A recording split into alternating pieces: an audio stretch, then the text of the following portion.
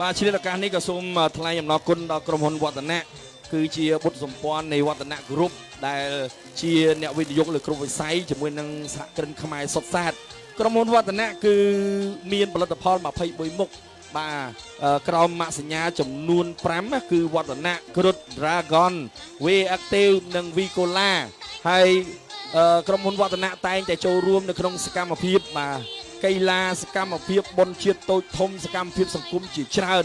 ហើយក្នុងនោះបងប្អូនយើងមកចូលរួមណាគ្រប់គ្រងផលិតផលក្នុងស្រុកជំរុញលើកស្ទួយបាទសេដ្ឋកិច្ចជាតិបាទដើម្បីឲ្យយើងបាទកុំឲ្យគេថាធ្លុះធ្លាយគេថាសេដ្ឋកិច្ចជាតិធ្លាតធ្លុះធ្លាយ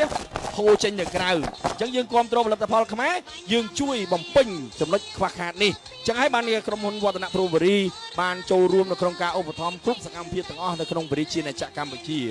ហើយអរគុណណាស់អ្នកអង្គការសម្រាប់អាងវឌ្ឍនៈបានឧបត្ថម្ភជូនខ្ញុំជាមួយលោកគ្រូនឹងម្នាក់បាទថវិកាចំនួន$100សហរដ្ឋអាមេរិកផងដែរបាទសូមថ្លែងអំណរគុណដល់អ្នកអង្គការបាទហើយក្រុមការងារនឹងក៏កំពុងតែធ្វើការងារយ៉ាងសកម្មហើយនៅក្នុងគេហៅថាមូលដ្ឋាននៅក្នុងស្រុកសាច់កដាលជាពិសេសពុកអស័យនេះហ្មងបាទហើយអរគុណធំនោះដល់គុណបជនគុណ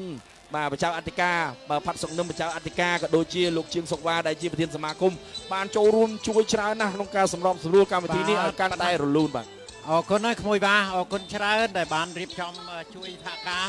ជាមួយនឹងប្រគុណម្ចាស់វត្តបច្ច័យរង្សីផងបាទឥឡូវនេះសូមអនុញ្ញាតបន្តមកគូទី25ខ្សែទឹកខាងក្នុងពាក់ផ្លាកលេខ067ស្រីសសុវណ្ណពេជ្រមុនីបាទមកពីវាលស្បូវភូមិមណ្ដងមេសប្រច័ន្ទព្រៃវែងបាទគឺមកពីព្រៃវែងឆ្ងាយខ្សែទឹកខាងក្រៅ072ព្រែកបង្កងភក្តីបារមីដែលជះបាទព្រែកបង្កងនៅក្បែរនេះទេក្រុងអរិយខ្សាត់ទៀតហើយបាទនៅក្នុងសង្កាត់ព្រែកតកៅណាបាទបង្កងខ្សែទឹកក្នុងហើយដូចជាមានព្រាបហើយនេះសីសសុវណ្ណពេជ្រមនីសីសបាទបាទហើយគុណអើយពេជ្របាទដូចជាលឿនណាបាទព្រែកបង្កងថែមលបឿនឯកសន្តានស្រស់ល្អតែលបឿនមិនស្រស់ហូរលឿនណាអូនចិត្តអើយលឿនមែនទេបាទដាច់បាត់ហើយឥឡូវដាច់ហើយស្រីសសុវណ្ណពេជ្រមនីលឿនណាអាចជូនពិន្ទុទៅគាត់ឲ្យហើយទៅសម្រាប់ស្រីសពេជ្រមនីបាទឃើញថាមួយវិញទៀតក៏សូមថែមលបឿនមើលព្រៃបកងបាទមួយវិញទៀតក៏សូមថ្លែងអំណរគុណដល់អាដាមបាទហែមសវັດនិងលោកជំទាវដែលបានឧបត្ថម្ភដល់គណៈកម្មការបច្ចេកទេសរបស់យើងនៅទឹកសុទ្ធចំនួន200យួរនិងថវិកាដល់បាទក្រុម MC របស់ខ្ញុំបាទ